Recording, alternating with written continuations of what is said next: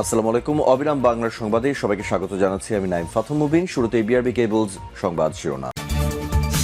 জানিয়ে দেব সর্বশেষ আপডেট বাংলা সংবাদ। শুরুতেই শিরোনাম। শুরুতেই জানাবো, ভারত সাম্প্রদায়িক আগ্রাসন অব্যাহত রাখলে বাংলা, বিহার ও উড়িষ্যার দাবি করবে বাংলাদেশ বলে মন্তব্য করলেন বিএনপির সিনিয়র যুগ্ম মহাসচিব রুহুল কবির রিজভী। এদিকে ভারতের সাথে বাণিজ্যিক সম্পর্কে কোনো প্রভাব পড়বে না, অর্থ উপদেষ্টা। থাকছে সংখ্যালঘু নিপীড়নের ধোঁয়া তুলে আওয়ামী লীগকে পুনর্বাসনের চেষ্টায় দিল্লি, তথ্য উপদেষ্টা।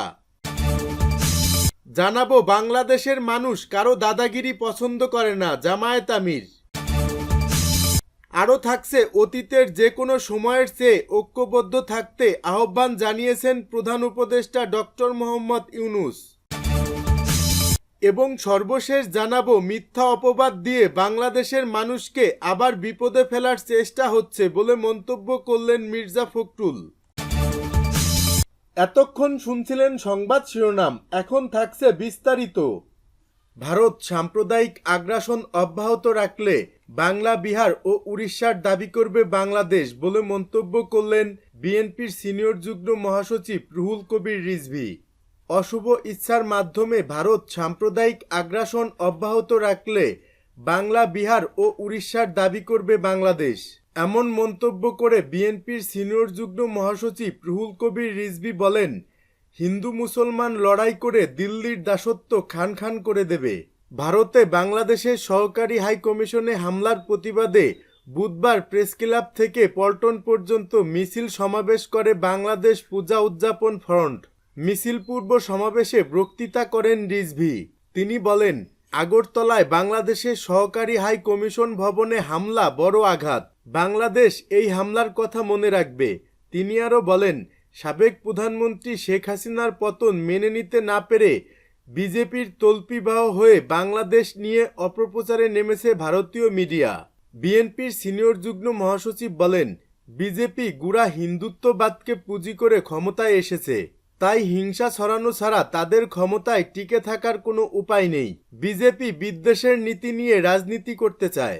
রিজভী আরও বলেন, ভারতের সাধারণ জনগণের বিরুদ্ধে বাংলাদেশের জনগণের কোনো শত্রুতা নেই, কিন্তু উগ্রবাদী বিজেপি যদি বাংলাদেশের বিরুদ্ধে যুদ্ধ ঘোষণা করতে চায়, তাহলে বাংলাদেশের দেশপ্রেমিক প্রতিটা মানুষ এদেশের স্বাধীনতা, সার্বভৌমত্ব ও আত্মমর্যাদা রক্ষায় রুখে দাঁড়াবে। দুর্জয় এ বাংলাদেশ কখনোই মাথা নোয়াবে না বলে জানান তিনি। ভারতের সাথে বাণিজ্যিক সম্পর্কে কোনো প্রভাব পড়বে না, অর্থ উপদেষ্টা। রাজনৈতিকভাবে যাই ঘটুক, ভারতের সাথে অর্থনৈতিক ও বাণিজ্যিক সম্পর্কে কোনো প্রভাব পড়বে না। যেখান থেকে ভালো দর পাওয়া যাবে সেখান থেকে আমদানি করা হবে বলে মন্তব্য করেছেন অর্থ উপদেষ্টা ডক্টর সালেহ উদ্দিন আহমেদ। বুধবার সচিবালয়ে পার্সেস কমিটির বৈঠক শেষে একথা জানান তিনি। তিনি বলেন, ভারত থেকে যেসব পণ্য আমদানি করা হয় সেগুলো ঠিকভাবে এবং সময়মতো আসবে। সচিবালয়ে ক্রয় সংক্রান্ত উপদেষ্টা পরিষদের বৈঠকে চাল আমদানির সিদ্ধান্ত হয়েছে। সেক্ষেত্রে ভারত, মিয়ানমার, থাইল্যান্ডের বিষয়ে আলোচনা হয়েছে। যে দেশ থেকে কম দামে পাওয়া যাবে সেখান থেকেই চাল আমদানি করা হবে। বাংলাদেশে পণ্য আমদানি বন্ধ করে দেয়া হবে, এমন হুমকি প্রসঙ্গে উপদেষ্টা বলেন, ভারতের পক্ষ থেকে এমন বক্তব্য রাজনৈতিক। এই বক্তব্যের প্রভাব বাণিজ্যের উপর পড়বে না। ডক্টর সালেহ উদ্দিন আহমেদ বলেন, রমজানকে সামনে রেখে সরকার নানা ধরনের পদক্ষেপ নিচ্ছে দাম কমানোর জন্য। আসছে রমজানে, তাই পণ্যের দাম বাড়বে না। রমজানের জন্য খেজুর, তেল, মসুর ডাল আমদানি করা হচ্ছে। এসব পণ্যের ভ্যাট কমানো হচ্ছে। এই ভ্যাটের প্রভাব জিনিসপত্রের দামের উপর পড়বে। অর্থ উপদেষ্টা দাবি করেন, জিনিসপত্রের দাম কমানোর ক্ষেত্রে রাজনৈতিক চাঁদাবাজির প্রভাব পড়ে। সিন্ডিকেট বন্ধ করা গেলেও চাঁদাবাজি বন্ধ করা যাচ্ছে না বলেও মন্তব্য করেন তিনি।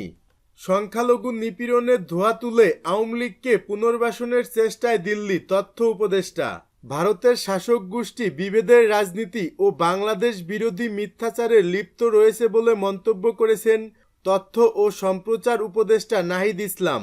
তিনি দাবি করেছেন, সংখ্যালঘু নিপীড়নের ধোঁয়া তুলে আওয়ামী লীগকে পুনর্বাসনের চেষ্টায় লিপ্ত হয়েছে দিল্লি। নিজের ভেরিফাইড ফেসবুক ও এক্স অ্যাকাউন্টে এক বিবৃতিতে তিনি এ দাবি করেন। সনাতন জাগরণ মঞ্চের মুখপাত্র চিন্ময় কৃষ্ণ দাসকে গ্রেপ্তার, এর পরবর্তী সহিংসতা এবং আগরতলায় বাংলাদেশের সহকারী হাই কমিশনে হামলার ঘটনায় সৃষ্ট উত্তেজনার পরিপ্রেক্ষিতে এসব কথা বলেন তথ্য উপদেষ্টা। ইংরেজিতে লেখা এ বিবৃতিতে নাহিদ ইসলাম বলেন, দিল্লি সংখ্যালঘু নিপীড়নের ধোঁয়া তুলে ফ্যাসিবাদী আওয়ামী লীগকে পুনর্বাসন এবং বাংলাদেশের গণতান্ত্রিক ও দেশ পুনর্গঠন প্রক্রিয়া ব্যাহত করার চেষ্টা করছে।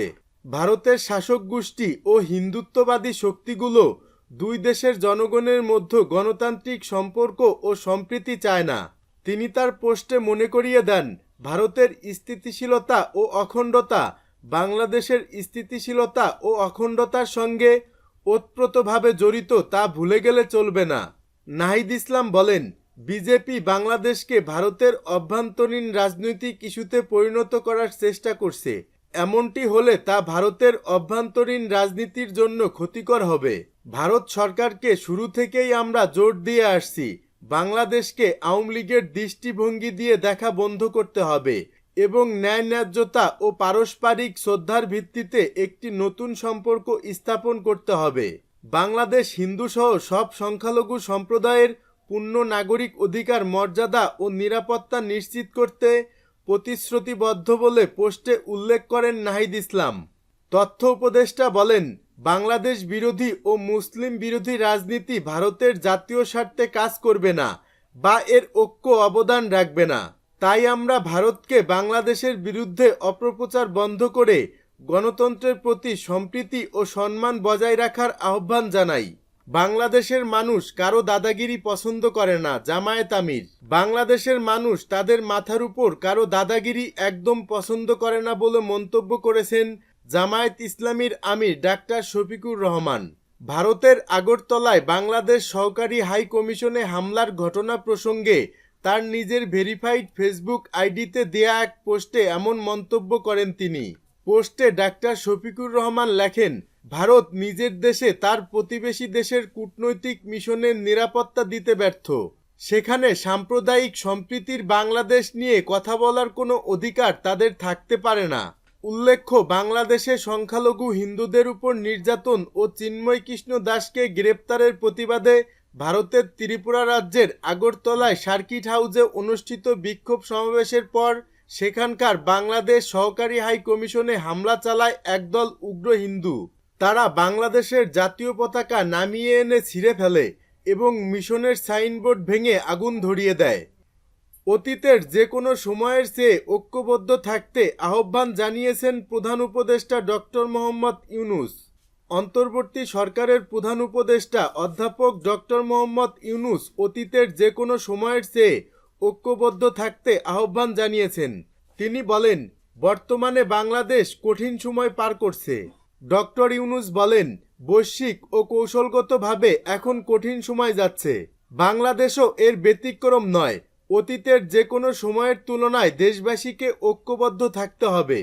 মিথ্যা অপবাদ দিয়ে বাংলাদেশের মানুষকে আবার বিপদে ফেলার চেষ্টা করছে বলে মন্তব্য করলেন বিএনপির সিনিয়র যুগ্ম মহাসচিব মির্জা ফখরুল। মিথ্যা অপবাদ দিয়ে মিথ্যা কথা বলে বাংলাদেশের মানুষকে আবার বিপদে ফেলার চেষ্টা করা হচ্ছে। লন্ডনে আয়োজিত এক সমাবেশে এসব কথা বলেন বিএনপির মহাসচিব মির্জা ফখরুল ইসলাম আলমগীর। মহান স্বাধীনতা দিবস উপলক্ষে এ সমাবেশের আয়োজন করে যুক্তরাজ্য বিএনপি। ভারত আমাদের প্রতিবেশী, সবচেয়ে বড় প্রতিবেশী, আমাদের বন্ধু। আমাদের যুদ্ধের সময় 1971 সালে আমাদের সহযোগিতা করেছিল। আমরা ভারতের কাছে সবসময় প্রত্যাশা করি যে ভারত বাংলাদেশের মানুষের পাশে দাঁড়াবে। কোনো একটা বিশেষ রাজনৈতিক দল আওয়ামী লীগের পাশে দাঁড়িয়ে সে বাংলাদেশের গণতন্ত্রকে ক্ষতিগ্রস্ত করবে না, একথা আমরা প্রত্যাশা করি তার কাছ থেকে। আমরা আশা করি যে ভারত তারা যে অতীতে এই যে ভুল করেছে এবং বাংলাদেশের মানুষের সঙ্গে যে বিচ্ছিন্নতা সৃষ্টি করেছে এটাকে তারা কাটিয়ে ওঠার চেষ্টা করবে এবং তাদের এখন যে কার্যকলাপ যারা বাংলাদেশের বিরুদ্ধে করছে সেই কার্যকলাপগুলোকে তারা বন্ধ করবে। আমাদের খুব কষ্ট হয় যখন আমরা দেখি অহেতুক মিথ্যা অপবাদ দিয়ে মিথ্যা কথা বলে বাংলাদেশের মানুষকে আবারও বিপদে ফেলার চেষ্টা করা হচ্ছে। ডেপুটি হাই কমিশনার অফিস আক্রান্ত হয়েছে। কলকাতায় high commissioner deputy high commission অফিসে আপনার আক্রান্ত হয়েছে এবং মিছিল নিয়ে আপনি ঢোকার চেষ্টা করেছে। এটা কোন ধরনের বন্ধুত্ব? এটা কোন ধরনের প্রতিবেশীর কাজ?